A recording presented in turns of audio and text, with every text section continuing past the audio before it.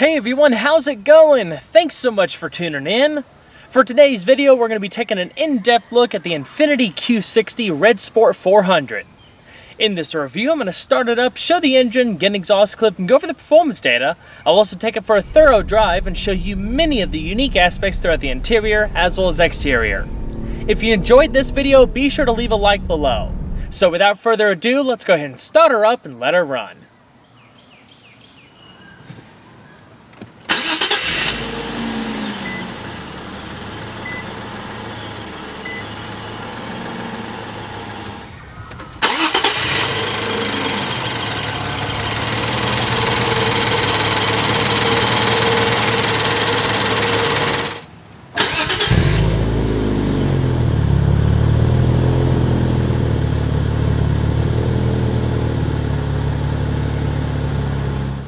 The Q60 was first launched last year as the all-new replacement for the long-running G37 coupe. Currently, there's 10 models to choose from. Of those models, you have 4 trim levels, including Pure, Luxe, Sport, and of course the Red Sport 400. With the Luxe, you have a choice between 4-cylinder or 6-cylinder powertrains. The Pure is 4-cylinder only, while the Sport and Red Sport 400 come with 6 cylinders, albeit with different levels of performance. The Q60 is rear-wheel drive by default, but all-wheel drive is available across the board. It primarily competes against the BMW 4 Series, Cadillac ATS Coupe, Mercedes C-Class Coupe, and the Audi A5. Entry-level pricing starts at $39,950 for a base Pure. On the other end of the spectrum, the Red Sport 400 starts at $52,000 or $54,000 if you go for all-wheel drive. The example shown here is not equipped with any noteworthy optional extras. It already comes very well equipped, but if you wanted to option it out, there's 3 primary packages that offer a suite of driver assistance technologies, navigation, heated seats, and more. There's even a carbon fiber package if you want to dress up the exterior, which is already quite stunning if I do say so myself. It's lower and wider than its predecessor with proportions that are pretty much spot on. The detailing in the bodywork is a visual treat that gives off a sense of fluid motion and dynamism even when sitting still. The full LED lighting is also a nice touch. There aren't many cosmetic differences between the Red Sport 400 and the rest of the lineup.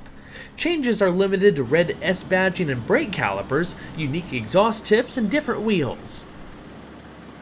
The rear-wheel drive Red Sport 400 upgrades from the standard 19x9-inch wheels found on other Q60s with 20x9-inch wheels in front and 20x9.5-inch wheels in the rear.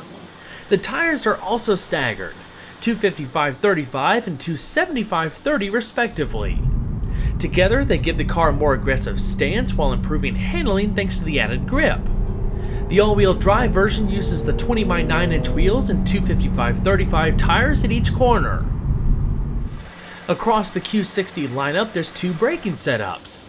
The 3.0T Sport and Red Sport 400 models receive larger rotors and calipers. Up front, the rotors measure 14 by 1.3 inches and are clamped down by 4 piston calipers. Out back, the rotors measure 13.8 by 0.8 inches and are clamped down by 2 piston calipers. Pedal feel is just about perfect. Good response and proportionate behavior. This setup is able to bring the car to a complete stop from 60 miles an hour in about 105 feet. Underpinning the Q60 is a fully independent suspension that consists of double wishbones in front and a multi-link design in the rear, both of which include cross-car stabilizer bars. On the 3.0T Sport and Red Sport 400, you also have electronically controlled adaptive dampers. This is a standout element for the Q60 as it gives the car a surprisingly compliant ride without sacrificing its sporty nature. In fact, compared to the Q50, the springs are stiffer.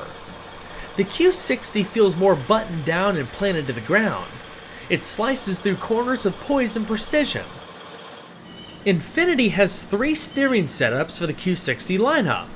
The four-cylinder models have a traditional electro-hydraulic system, while the rest of the lineup has a choice between rack-mounted electric power steering or second-generation direct adaptive steering, which, if you didn't already know, is a steer-by-wire setup, so there's no physical connection between the steering wheel and what's going on up front.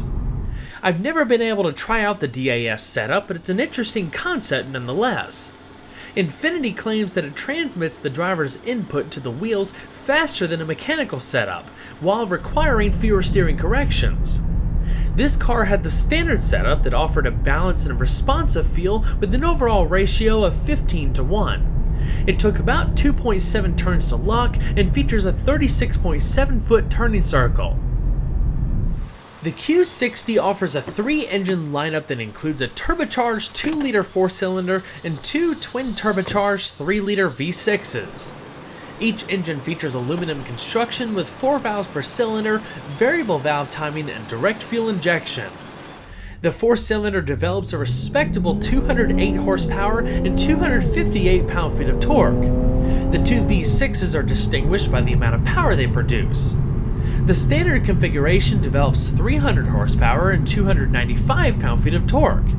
The Red Sport 400 develops 400 horsepower and 350 pound-feet of torque. Peak power comes on at 6,400 RPM, while peak torque is available between 1,600 and 5,200 RPM. The differences in power between the two V6s boil down to electronics and tuning. There aren't any major hardware changes. Both have a 10.3 to 1 compression ratio and a max engine speed of 6,800 RPM. That being said, the Red Sport 400 is able to accelerate to 60 miles an hour in about 4.5 seconds. Power comes on very strong with minimal lag. The only downside is that it just doesn't sound as good as you'd expect for something in this class. Under hard acceleration, there's plenty of intake drama up front, but exhaust notes are all but non-existent. Uncorking it should inject a notable amount of character and excitement. Driving power to the wheels is a 7-speed electronically controlled automatic transmission. No manual transmission is offered, however there is a manual shifting mode. If you want paddle shifters, you have to opt for either the 3.0T Sport or the Red Sport 400. Every Q60 comes with something called adaptive shift control, which adjusts the shift algorithm based on input received from the car's lateral acceleration sensor. It detects changes in the road, such as hills and turns, to help ensure you're in the appropriate gear for spirited driving. Plus, when put in sport mode, the shift pattern becomes more aggressive, with automatic up and down shifting at higher RPMs. The paddle shifters could be a little bit more responsive though. As far as fuel economy, a rear-wheel drive Red Sport 400 is rated between 20 miles per gallon in the city and 27 miles per gallon on the highway. You can expect an average of around 22 miles per gallon. The all-wheel drive version achieves 1 mile per gallon less in each rating. Premium fuel is required, while total capacity is 20 gallons. There's 6 drive modes to choose from: Snow, Eco, Standard, Sport, Sport Plus, and Personal. The first 5 settings give you pre-selected parameters for altering the behavior of the throttle and transmission, the steering, suspension, and the active trace control system. The latter adjusts vehicle braking and engine torque to help the car keep a more consistent line in corners. You can think of it as a type of driver assistance system. Of course, it can be disabled if you prefer. Personal mode allows you to individually set parameters based on your own personal preferences. When you throw direct adaptive steering into the mix, the amount of configurations can get overwhelming real quick. As expected, the interior of the Q60 is a nice place to be. The build quality is fantastic, it's quiet, there's a lot of premium soft touch materials and even accent stitching. With the Sport and Red Sport 400 models, you have aluminum pedals as well as violet tinted genuine carbon fiber. The black interior is standard, but you also have red and white options. If you get those, instead of the regular carbon fiber, you have this silver woven fiberglass. It's a pretty cool contrast. The best part of the interior is the front seats. They offer 8-way power adjustments. In addition to memory presets, the driver's seat also gets power lumbar and torso support. Lower trim levels come standard with leatherette upholstery, but higher trim levels like this one have semi-aniline leather upholstery. The high back design offers excellent overall support that not only keeps you in place during spirited driving, but comfortable over longer trips. They've actually been engineered to match the curvature of your spine in order to provide a consistent level of support that minimizes pressure on the lower and upper back muscles. This leads to more even alignment between the chest and pelvis. The upper backrest also offers extra support to spread the occupant's weight more evenly all the way up the seat. The headrests are vertically adjustable, the steering wheel is power adjusting for both tilt and reach. On the base Q60 2.0T, a 6-speaker audio system comes standard, but on every trim level above that, you have a Bose Performance Series audio system with 13 speakers, centerpoint surround sound, and active noise cancellation. It's a fantastic sounding system and even features beautifully detailed metal speaker grills on the door panels. When it comes to infotainment, Infiniti took a slightly different approach. Instead of having buttons laid out across the center stack, they opted to have 2 touchscreens. The upper one is 8 inches, the one on the bottom is 7 inches. You have controls to either side for the standard dual-zone climate control setup and some redundant audio controls towards the bottom, but for the most part, all of the features are routed between these 2 screens. I think this is one of those things where you either really like it or you really don't. For me, the dual screen layout takes away some of the elegance of the interior, and I don't like the fact that the screens are of different resolution. The one on the bottom looks really nice. It's got high-res graphics and it functions very much like a smartphone. The one up top seems a bit more dated, and it's controlled by a rotary dial in the center console. Even though it's supposed to be simpler and more streamlined, I feel like it's just not all that intuitive. I'd almost rather just have one big nice screen in the top of the dash with extra buttons that are easy to use, and call me old school, but I miss that analog clock that Infiniti used to put in the center stack. When it comes to safety, the Q60 includes dual-stage supplemental front airbags, front seat-mounted side airbags, and roof-mounted curtain side airbags for the front and rear. The only notable things lacking here are knee airbags. Between the optional Pro Assist and Pro Active packages, Infiniti offers a lot of driver assistance technology for the Q60. Features include, but aren't limited to, full-speed adaptive cruise control, blind spot monitoring, forward collision alert, adaptive and auto-leveling headlamps with high beam assist, and an around-view monitor with moving object detection. You can see the full list on Infiniti's online configurator. Gaining access to the rear seat is super easy.